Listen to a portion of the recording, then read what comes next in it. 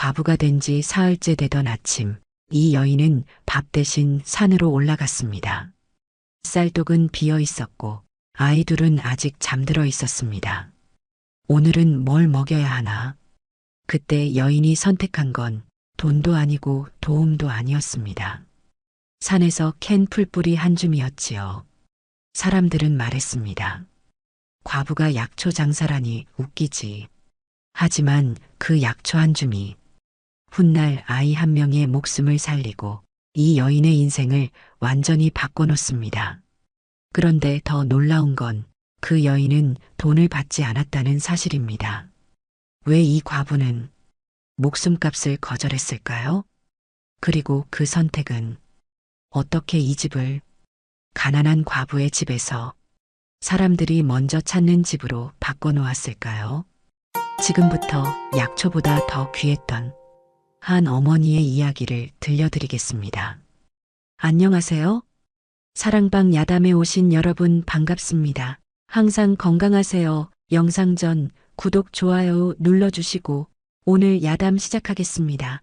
옛날 옛적 한양에서 멀지 않은 산자락 아래 작은 고을에 과부 한 명이 살고 있었습니다. 사람들은 그 여인을 약초낭자라 불렀지만 본디 이름은 알 길이 없었지요. 과부는 35 나이에 서방님을 여의었습니다. 초가집 마루에 남은 것은 낡은 집신 2켤레와 아직 따뜻함이 가시지 않은 상복뿐이었습니다. 서방님을 묻고 돌아온 날 아침, 집안은 이상하리만큼 조용했습니다. 과부는 부엌에 앉아 굳은 손으로 솥을 어루만지다 말고 끝내 불을 지피지 못했지요.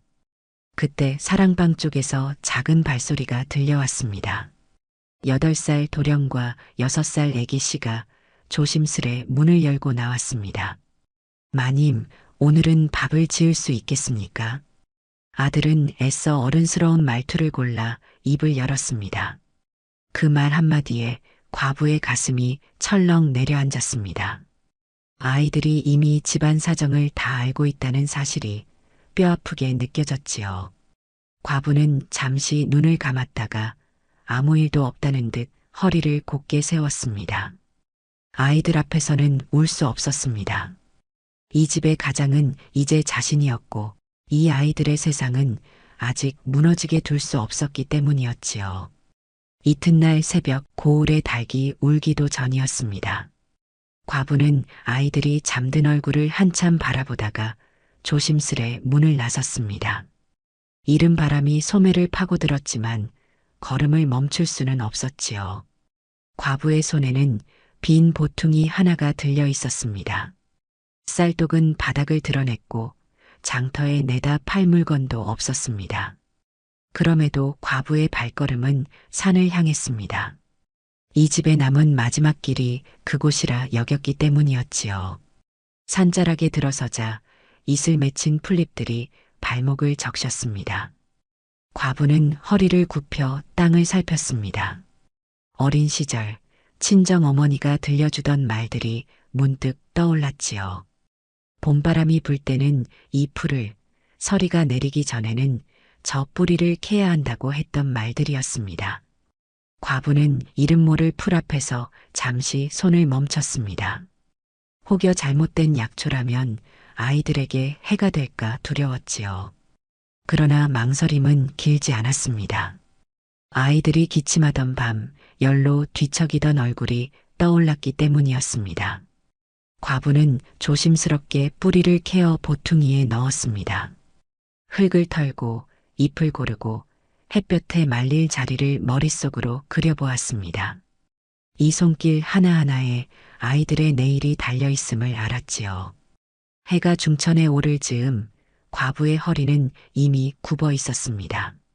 손바닥은 흙과 상처로 얼룩졌고 숨은 가쁘게 차올랐습니다. 그럼에도 과부는 멈추지 않았습니다. 내려가면 빈손일 것이 분명했기 때문이었지요. 산 아래로 내려오는 길, 과부는 보퉁이를 꼭 껴안았습니다. 무게는 가벼웠으나 마음은 무겁지 않았습니다. 이 작은 보따리가 아이들을 하루 더 살게 해줄지도 모른다는 희망이 있었기 때문이었지요. 집에 돌아오니 아이들이 마루에 나란히 앉아 있었습니다. 도령은 장작을 모아두었고 애기 씨는 물을 길어 놓았지요. 과부는 아무 말 없이 아이들의 머리를 쓰다듬었습니다. 그날 저녁 과부는 처음으로 깨달았습니다. 자신의 삶에 남은 것은 슬픔이 아니라 선택이라는 사실을 말이지요. 그리고 그 선택의 이름은 약초 보따리였습니다. 며칠 뒤 과부는 말린 약초를 보퉁이에 담아 장터로 향했습니다. 해가 막 떠오를 무렵이었으나 장터는 이미 사람들로 붐비고 있었지요. 쌀 자루를 맨 사내들, 생선을 펼쳐놓은 안악들, 고함과 흥정 소리가 뒤섞여 공기가 거칠었습니다. 과부는 장터 한켠에 자리를 잡고 보퉁이를 풀었습니다. 가지런히 말린 풀뿌리와 잎들이 햇볕을 받자 은은한 냄새가 퍼졌지요. 그러나 지나가는 이들 대부분은 발걸음을 멈추지 않았습니다. 과부가 웬 약초란 말이냐? 어디선가 낮게 흘러나온 말이 과부의 귀에 꽂혔습니다. 한 사내가 멈춰서서 약초를 내려다보며 물었습니다. 이게 정말 약이 되긴 하는 게냐? 과부는 고개를 숙여 예를 갖추고 답했습니다. 아이들 열을 내리고 기침을 먹게 하는데 쓰이옵니다. 그러나 사내는 코웃음을 쳤습니다. 과부 말이 어디 믿을 만하다고. 그 말에 주위 사람들이 슬쩍슬쩍 시선을 보냈습니다. 어떤 이는 값을 터무니없이 깎았고 어떤 이는 손도 대지 않은 채 지나쳤지요. 과부의 얼굴은 점점 굳어갔습니다. 과부는 잠시 보퉁이를 덮을까 망설였습니다. 이곳에 계속 앉아 있는 것이 스스로를 더 낮추는 일처럼 느껴졌기 때문이었지요. 그러나 문득 아이들의 얼굴이 떠올랐습니다. 죽 한 그릇을 나누어 먹던 모습, 서로 양보하던 눈빛이었지요. 과부는 고개를 들었습니다. 그리고 다시 보퉁이를 열어 약초를 정리했습니다. 팔리지 않으면 다시 들고 돌아가면 그만이었습니다. 거짓을 섞어 팔 수는 없었지요. 해가 기울 무렵 약초는 거의 그대로 남아 있었습니다. 과부는 보퉁이를 묶으며 조용히 한숨을 내쉬었습니다. 그러나 눈물은 흘리지 않았습니다. 오늘은 졌지만 내일도 산은 그대로 있을 것이기 때문이었지요. 장터를 떠나는 길, 과부의 발걸음은 무거웠으나 흔들리지는 않았습니다. 과부는 이미 알고 있었습니다. 이 싸움은 하루 이틀에 끝날 일이 아니라는 사실을 말이지요. 그날 밤 초가집에는 바람소리만 낮게 맴돌고 있었습니다. 과부는 등잔불 앞에 앉아 팔리지 않은 약초를 다시 펼쳐 놓았습니다. 풀잎 하나하나를 고르며 마음속으로 헤아렸지요. 내일은 무엇을 더 캐야 할지, 무엇을 더 말려야 할지를 말입니다. 그때 사랑방 쪽에서 기척이 났습니다. 8살 도령과 6살 애기 씨가 조심스레 다가와 과부 곁에 앉았습니다. 아이들은 말없이 손을 움직였습니다. 도령은 약초에 묻은 흙을 털었고 애기 씨는 잎이 상하지 않게 가지런히 놓았지요. 과부는 그 모습을 보며 말렸습니다. 이건 어미가 할 일이니 너희는 들어가 자거라. 그러나 도령은 고개를 저었습니다. 마님, 저희도 할 수 있습니다. 그 말은 억지나 치기가 아니었습니다. 아이들의 눈빛은 차분했고 마음은 단단해 보였지요. 애기 씨는 조용히 과부의 치마 끝을 붙잡고 말했습니다. 마님 웃으면 애기 씨도 좋습니다. 그 한마디에 과부의 가슴이 무너져 내렸습니다. 아이들이 이미 자신을 걱정하고 있다는 사실이 그제야 분명해졌지요. 과부는 잠시 등을 돌려 눈을 감았습니다. 울음이 치밀었으나 아이들 앞에서는 울 수 없었습니다. 대신 손을 뻗어 두 아이의 손을 꼭 잡았습니다. 그 손은 작았으나 따뜻했고 무엇보다 믿음이 있었습니다. 그날 밤 세 식구는 같은 자리에 앉아 약초를 정리했습니다. 말은 많지 않았으나 마음은 하나였습니다. 서로를 버티게 하는 힘이 바로 거기에 있었지요. 잠자리에 들기 전 도령은 조용히 말했습니다. 마님, 내일도 장터에 가시지요. 안 팔리면 또 가면 됩니다. 과부는 아이를 바라보다가 천천히 고개를 끄덕였습니다. 그 순간 과부는 알았습니다. 자신이 혼자가 아니라는 사실을 말이지요. 며칠이 지나 다시 장터에 나간 날이었습니다. 과부는 이전과 다름없이 가장자리에 자리를 잡고 약초를 풀어놓았습니다. 사람들의 시선은 여전히 차가웠고 발걸음은 쉽게 멈추지 않았지요. 그런데 그날은 조금 달랐습니다. 과부의 앞을 그냥 지나치던 이들 가운데 한 노인이 걸음을 멈추었습니다. 허리가 잔뜩 굽은 채 지팡이에 의지한 노인이었지요. 노인은 약초를 한참 들여다보다가 천천히 입을 열었습니다. 이 풀 작년에 우리 손자 열내릴 때 쓰던 것과 닮았구나.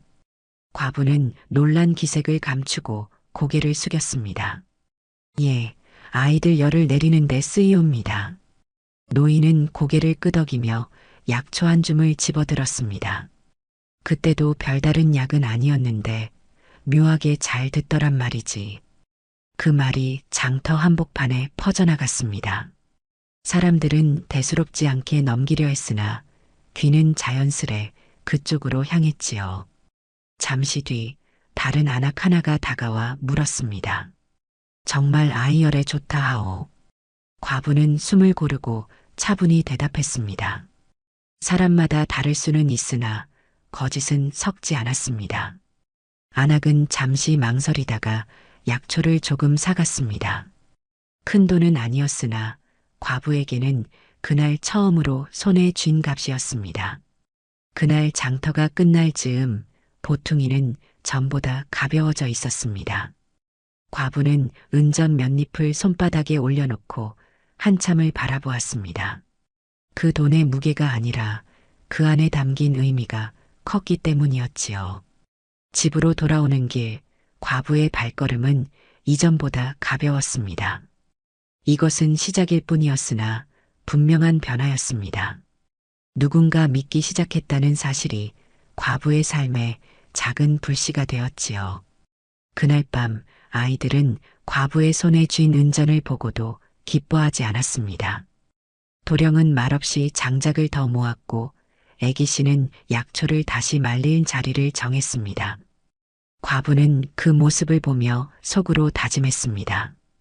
이 소문이 헛되지 않도록 오늘보다 더 정직하게 살겠다고 말입니다. 며칠 뒤 과부의 이름은 장터가 아닌 곳에서 다시 불리게 되었습니다. 한양으로 향하던 상인 일행이 고을 어기 주막에서 하룻밤을 묵던 중 아이 하나가 갑자기 쓰러졌다는 소식이었지요. 그 주막은 늘 시끄러운 곳이었습니다. 낮에는 말 울음이 마당을 채우고 밤이면 술잔 부딪히는 소리가 끊이지 않던 곳이었지요. 그러나 그날만큼은 달랐습니다. 마당은 고요했고 사랑방 문은 굳게 닫혀 있었습니다. 사람들은 문 앞에서 발만 동동 굴렀습니다. 아이는 방 안에 누워 있었고 얼굴은 불길에 그을린 듯 붉게 달아올라 있었습니다. 숨은 가쁘게 이어지다 끊기기를 반복했고 작은 가슴이 들썩일 때마다 어른들의 얼굴도 함께 굳어갔지요. 아이의 어미는 치맛자락을 한 손에 쥔 채 다른 손으로는 아이의 손을 놓지 못했습니다. 놓는 순간 정말로 잃을 것만 같았기 때문이었습니다. 급히 불려온 의원은 아이의 손목을 오래 붙잡고 있었습니다. 맥을 짚는 손길이 점점 느려지더니 이내 고개를 저었습니다. 열이 깊이 들었습니다. 오늘 밤을 넘기기 어려울 듯합니다. 그 말이 떨어지자 방 안은 숨소리마저 사라졌습니다. 누군가는 의원의 소매를 붙잡고 다시 보아달라 했고 누군가는 부엌으로 달려가 찬물과 더운 물을 번갈아 들고 오기도 했지요. 그러나 의원은 고개를 저은 채 같은 말만 되풀이했습니다. 사람의 힘으로는 어찌하기 어렵습니다.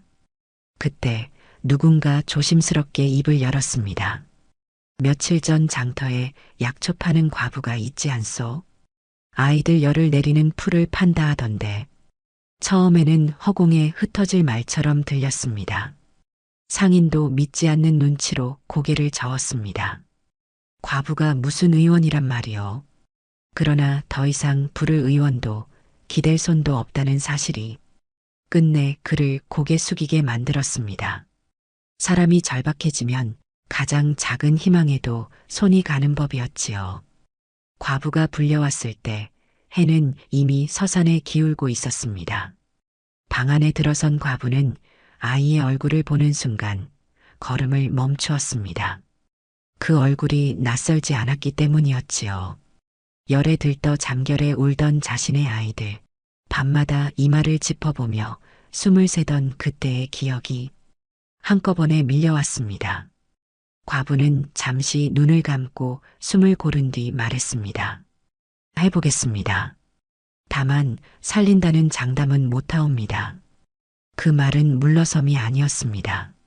약은 기적이 아니라 사람의 몸이 스스로 버틸 시간을 돕는 것임을 과부는 잘 알고 있었기 때문이었지요. 과부는 의원에게도 고개를 숙였습니다. 의원은 아무 말 없이 자리를 내주었습니다. 믿음이라기보다는 남은 길이 없다는 체념에 가까웠지요. 과부는 먼저 아이의 입술과 손끝을 살폈습니다. 손끝은 차가웠고 이마에는 땀이 맺혀 있었습니다. 과부는 낮은 목소리로 물었습니다. 오늘 무엇을 먹었는지, 언제부터 열이 올랐는지 말씀해 주시옵소서. 아이의 어미는 울음 섞인 목소리로 말을 이었고 상인은 길에서 있었던 일을 하나하나 설명했습니다. 과부는 고개를 끄덕이며 조용히 부엌으로 향했습니다. 불 앞에 앉아 약을 다리기 시작했습니다. 불길이 새지 않게 나뭇가지를 조절하고 물이 넘치지 않도록 몇 번이나 냄비를 옮겨가며 살폈지요. 말은 없었으나 손놀림에는 망설임이 없었습니다. 장터의 비웃음 속에서도 거짓을 섞지 않았던 그 손이었습니다. 약이 끓기 시작하자 방 안에는 풀뿌리 향이 은은히 번졌습니다. 누군가는 그 냄새에 고개를 돌렸고 누군가는 그 냄새에 매달리듯 숨을 깊게 들이켰습니다. 사람들의 마음은 모두 같았습니다. 무엇이든 좋으니 이 아이가 살기만 하기를 바라는 마음이었지요. 과부는 약을 조금 식힌 뒤 아이의 입에 한 숟갈씩 떠넣었습니다. 아이는 삼키지 못하고 기침을 했습니다. 목구멍에서 가래 끓는 소리가 났고 얼굴이 더 붉어졌지요. 아이의 어미가 겁에 질려 물러서려 하자 과부가 낮게 말했습니다. 지금은 기침이 나와야 합니다. 막혀있던 것이 풀리는 것이옵니다. 그 말은 방 안의 공기를 붙잡아 주었습니다. 사람들은 숨을 삼키며 그 말을 믿기로 했지요. 밤은 길었습니다. 등잔불은 바람에 흔들리며 몇 번이나 꺼질 듯 말 듯 했습니다. 과부는 아이의 이마를 짚고 손바닥으로 가슴의 오르내림을 확인했습니다. 그리고 한번 아이의 숨이 잠시 멎는 듯 보였을 때였습니다. 방 안의 공기가 얼어붙었습니다. 누군가는 입술을 깨물었고 누군가는 두 손을 모았습니다. 과부는 아이의 가슴에 귀를 대었습니다. 눈이 아니라 귀로 숨을 확인하려는 듯 말이지요. 잠시 뒤 아주 약한 숨결이 느껴졌습니다. 과부는 그 숨을 놓치지 않으려는 사람처럼 한동안 그대로 있었습니다. 그리고 아주 조용히 아이의 등을 쓸어주었습니다. 괜찮다. 숨이 있다. 닭이 울 무렵이 되어서야 아이의 숨은 조금씩 고르게 이어지기 시작했습니다. 붉게 달아올랐던 얼굴에도 서서히 열기가 가셨지요. 과부는 그제야 자리에서 일어났습니다. 아직 안심할 수는 없었으나 넘길 고비 하나는 분명히 넘겼음을 알았기 때문이었습니다. 그 순간 과부는 깨달았습니다. 자신의 손에 들린 것은 단순한 약초가 아니라 누군가의 밤을 건너게 하는 힘일 수도 있다는 사실을 말이지요. 사흘째 아침이 밝았을 때였습니다. 과부는 습관처럼 아이의 이마에 손을 얹었습니다. 손끝에 전해지는 온기가 더 이상 날카롭지 않았습니다. 열이 사람을 베던 밤들이 지나가고 뜨거움이 이제는 부드러워진 것이지요. 아이의 숨결은 깊고 고르게 이어졌고 잠든 얼굴에는 전날까지의 고통이 거짓말처럼 가시고 있었습니다. 방 안에 있던 사람들은 그제야 비로소 숨을 내쉬었습니다. 하지만 누구도 크게 기뻐하지는 않았습니다. 기쁨을 먼저 꺼내는 순간 다시 어둠이 들이닥칠 것만 같았기 때문이었습니다. 사람들은 작은 소리로만 움직였고 물 한 그릇을 내려놓는 손마저 조심스러웠지요. 의원은 다시 아이의 맥을 짚어보고는 낮게 말했습니다. 고비는 넘겼습니다. 이 아이 살았습니다. 그 말이 끝나자마자 아이의 어미는 참고 있던 울음을 한꺼번에 쏟아냈습니다. 아이를 끌어안고 한동안 말을 잇지 못했지요. 상인도 고개를 돌렸습니다. 사내의 눈에도 물기가 번졌습니다. 그는 크게 숨을 들이쉬었다가 아주 천천히 내쉬었습니다. 그 숨 한 번이 마치 사흘치 무게를 내려놓는 듯 했습니다. 잠시 뒤 상인은 과부 앞으로 나와 주머니를 풀었습니다. 은전히 손바닥 위에서 서로 부딪히며 맑은 소리를 냈습니다. 그 소리는 사람을 살린 방 안에서 어쩐지 차갑게 울렸지요. 이 은자면 부족할지 모르겠으나 목숨값으로 받아주시기 바랍니다. 과부는 잠시 은전을 바라보았습니다. 그 빛이 낯설지 않았습니다. 쌀독 앞에서 몇 번이나 떠올렸던 빛이었고 밤마다 아이들 숨을 세며 내일은 어찌하나 계산하던 순간마다 가슴속을 스치던 빛이었습니다. 그러나 과부의 손은 끝내 움직이지 않았습니다. 그저 고개를 천천히 저었지요. 받을 수 없사옵니다. 상인은 놀란 얼굴로 되물었습니다. 어찌하여 그러하옵니까? 이 아이를 살린 은혜인데. 과부는 아이의 얼굴을 다시 한번 바라본 뒤 담담히 말했습니다. 아이 목숨에는 값을 매길 수 없사옵니다. 살아난 것만으로 충분합니다. 그 말은 방 안을 조용히 울렸습니다. 크게 외친 것도 꾸민 말도 아니었으나 사람들의 가슴 한가운데로 곧장 들어가 오래 머물렀지요. 상인은 은전을 다시 쥐었다 놓았다 했습니다. 돈을 내면 마음이 놓일 줄 알았는데 과부는 그 길을 막아버렸습니다. 그 막힘이 이상하게도 상인의 가슴을 더 무겁게 만들었지요. 이 은전으로는 갚을 수 없는 것이 있음을 그제야 깨달은 것입니다. 상인은 끝내 은전을 거두며 깊이 허리를 숙였습니다. 이 은혜 평생 잊지 않겠습니다. 과부는 허리를 펴지 않았습니다. 받지 않았으니 대단한 사람처럼 보이고 싶지 않았기 때문이었습니다. 그저 아이가 다시 숨쉰 것만으로 이 밤은 충분했지요. 그런데 상인은 그 자리에서 다른 것을 내놓았습니다. 행랑에서 얇은 비단 조각을 꺼내 아이의 어미 어깨에 조용히 덮어주었고 주막 주인에게는 며칠치 밥값을 더 얹어주었습니다. 그리고 마지막으로 과부에게 목소리를 낮춰 말했습니다.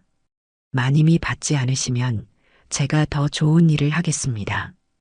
그것이라면 받아주시겠습니까? 과부는 한참 침묵했습니다. 그 침묵은 망설임이 아니라 마음을 바로 세우는 시간이었습니다. 이윽고 낮게 대답했습니다. 사람 살린 값을 사람에게 돌린다면 그것은 받는 것도 내미는 것도 아니옵니다. 그저 해야 할 일을 하는 것이옵니다. 그날의 일은 곧 고을에 퍼져나갔습니다. 장터에서는 과부의 이름이 다시 오르내렸고 이번에는 비웃음이 아니었습니다. 값을 받지 않았다더라. 사람 살리는 약이라더라. 말도 곱고 손도 곧다더라. 그날 이후 과부의 약초를 찾는 이들은 값부터 묻지 않았습니다. 먼저 고개를 숙였고 먼저 자신의 사정을 꺼내 놓았습니다. 마님, 우리 집 노인이 밤마다 기침을 하옵니다. 마님, 우리 애기 씨가 열이 오르옵니다. 과부는 그 사정을 다 듣고 나서야 약초를 내주었습니다. 팔기 위해서가 아니라 사람을 위해 내주는 손길이었습니다. 그리고 그 손길은 장터의 저울보다 더 정확했지요. 집으로 돌아온 그날 밤, 과부는 아이들에게 아무 말도 하지 않았습니다. 장터에서 은전 몇 잎을 쥐고 들뜨던 날들과 달랐습니다. 그저 잠든 얼굴을 오래 바라보다 이불을 한 번 더 여며 주었을 뿐이지요. 그리고 마음속으로만 조용히 되뇌었습니다. 이 손으로 지켜야 할 것은 돈이 아니라 오늘도 내일도 이어지는 숨결이라고. 그날 이후 과부의 약초는 더 이상 외면받지 않았습니다. 값이 아니라 믿음으로 오가기 시작했기 때문이었지요.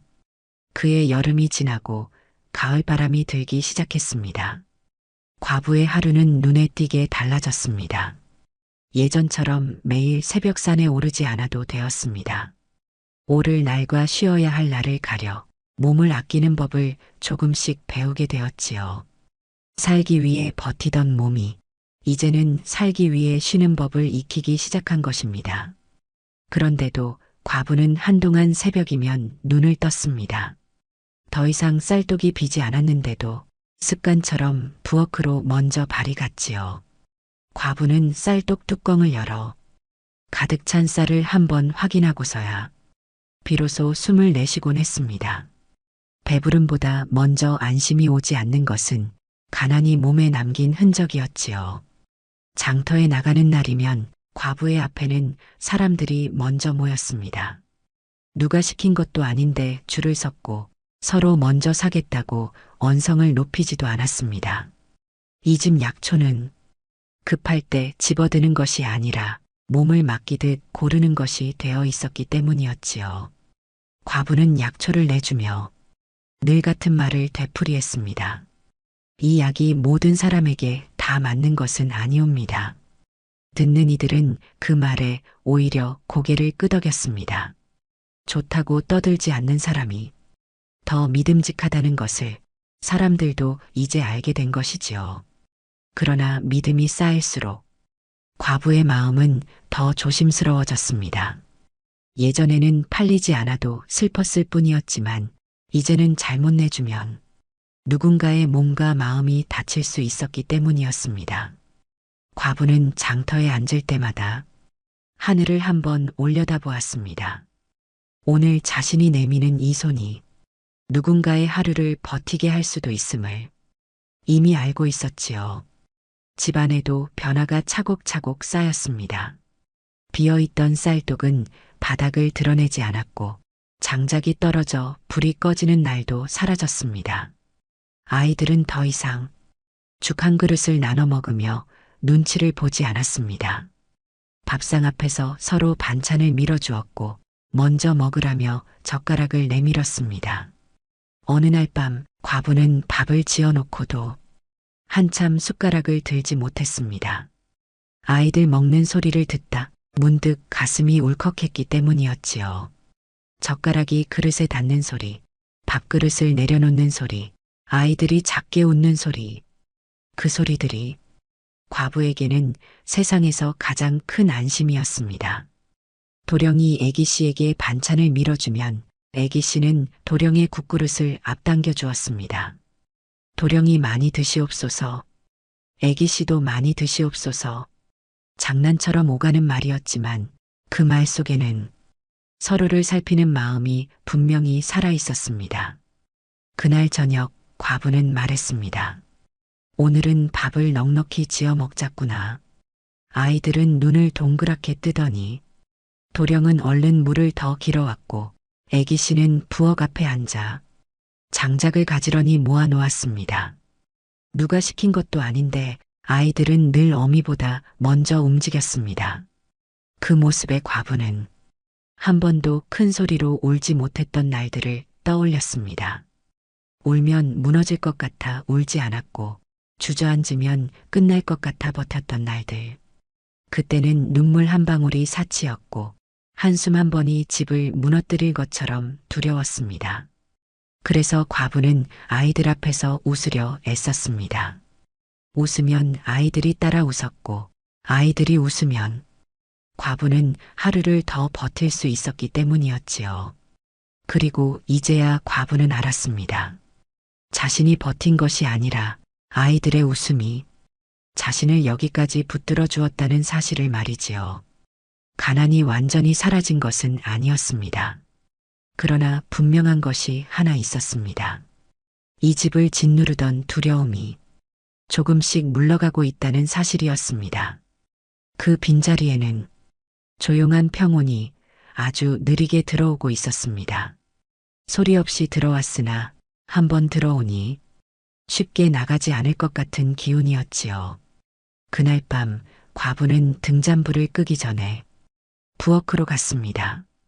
쌀독을 한번 열어보고 장작더미를 한번 만져보고 아이들 이불을 한 번 더 여며 주었습니다.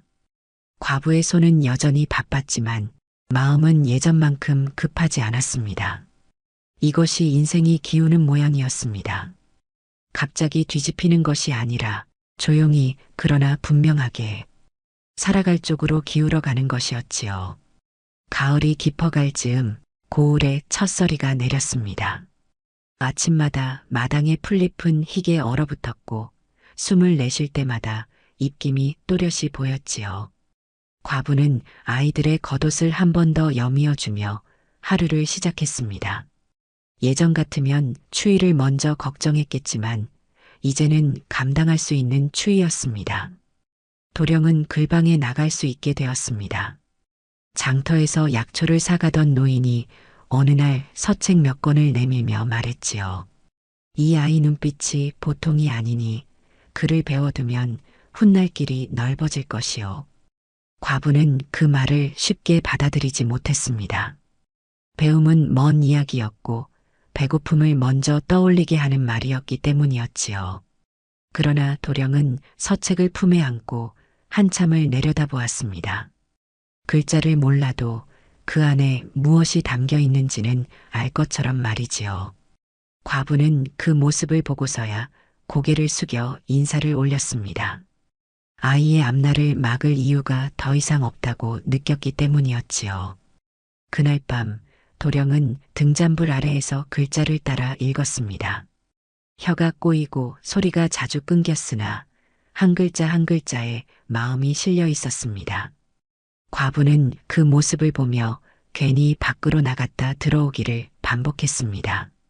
아이의 배움이 기쁜데 그 기쁨을 바로 들여다보면 울음이 터질 것 같았기 때문이었지요. 애기씨 또한 가만히 있지 않았습니다. 어미 곁에 붙어 앉아 약초를 고르며 이름을 외웠습니다.